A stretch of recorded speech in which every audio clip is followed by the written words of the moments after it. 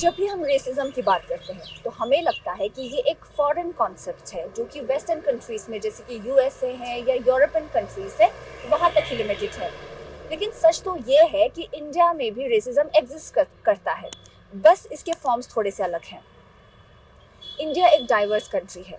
यहाँ पे हज़ारों बोलियाँ बोली जाती हैं, यहाँ पे सैकड़ों कल्चर्स हैं, अलग अलग रिलीजन के लोग यहाँ पे मिलकर रहते हैं और यहाँ पे लोगों के भी फेशियल फीचर्स एक दूसरे से काफ़ी अलग हैं। लेकिन इसके बावजूद भी डाइवर्सिटी ही यहाँ पे डिस्क्रिमिनेशन का रीज़न बन जाती है। हाल ही में नॉर्थ ईस्ट के एक स्टूडेंट जो त्रिपुरा से बिलोंग करते थे, उनकी डेथ ने एक ऐसा इशू फिर से स्पॉट में ला दिया। क्या रेसिज्म अभी भी एग्जिस्ट करता है आज के ज़माने में भी इंडिया में? होता क्या है, यहाँ पे नॉर्थ ईस्ट के लोगों के साथ आए दिन हैरेसमेंट्स होते हैं। उनको चाइनीज़ बोले जाते हैं, उनके लिए स्लर्स यूज़ करते हैं जो कि बिल्कुल भी एप्ट नहीं है। उनको आउटसाइडर्स की तरह ट्रीट किया जाता है। यहाँ पे अगर हम बात करते हैं तो हर दूसरे नॉर्थ ईस्ट के स्टूडेंट्स की यही कंप्लेन है कि उनको बुली किया जाता है, पब्लिक प्लेसेस में उनको हैरेस किया जाता है।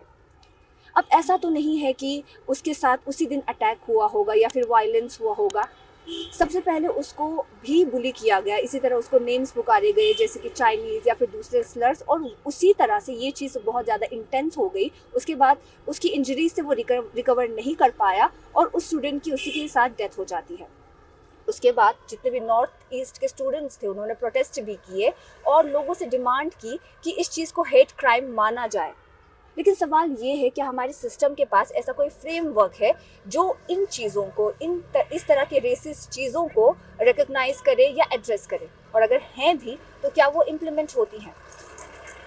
ये एक आइसोलेटेड इंसिडेंट नहीं था, ऐसी चीज़ें रोज़मर्रा की ज़िंदगी में यहाँ के लोग फेस कर रहे हैं।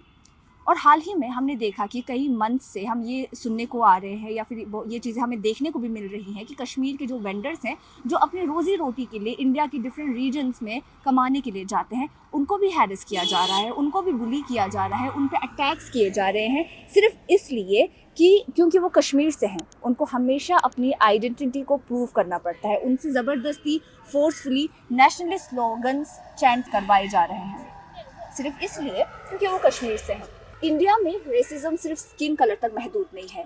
यहाँ पे आपके एक्सेंट, आपके फूड हैबिट्स, आपके क्लोथिंग, आपके फेशियल फीचर्स और आपके रीजन के बेसिस पे भी रेसिज्म होता है। और सबसे डेंजरस बात यह है कि हम अक्सर इन चीज़ों को मजाक में टाल देते हैं। हम कहते हैं कि मजाक ही तो था, इसको दिल पे मत लो, ऐसा तो होता है। याद रखिए कि मजाक जो है वो डिस्क्रिमिनेशन में अगर बदल जाए और डिस्क्रिमिनेशन अगर वायलेंस में बदल जाए तो वहाँ पे हमें रुक कर हमें सोचना चाहिए। हमें अपने वर्ड्स को, अपने जोक्स को, अपने बिहेवियर को क्वेश्चन करना चाहिए, क्योंकि कंसेंट या फिर रिस्पेक्ट और इक्वालिटी सिर्फ किताबी कॉन्सेप्ट नहीं होने चाहिए बल्कि ये हमारी रोज़मर्रा की ज़िंदगी में इम्प्लीमेंट होने चाहिए। और शुरुआत हमसे होगी। चाहे फिर कोई भी इंडियन, वो नॉर्थ से बिलोंग करता हो, वो साउथ से बिलोंग करता हो, कश्मीरी हो, नॉर्थ ईस्ट का हो, जब तक हम सब इक्वली एक दूसरे को ट्रीट नहीं करेंगे और हम सेफ और रिस्पेक्टेड फील नहीं करेंगे, तब तक इंडिया ट्रूली यूनाइटेड नहीं कहलाएगा। कैमरा पर्सन सफूरा हिलाल के साथ जक्का।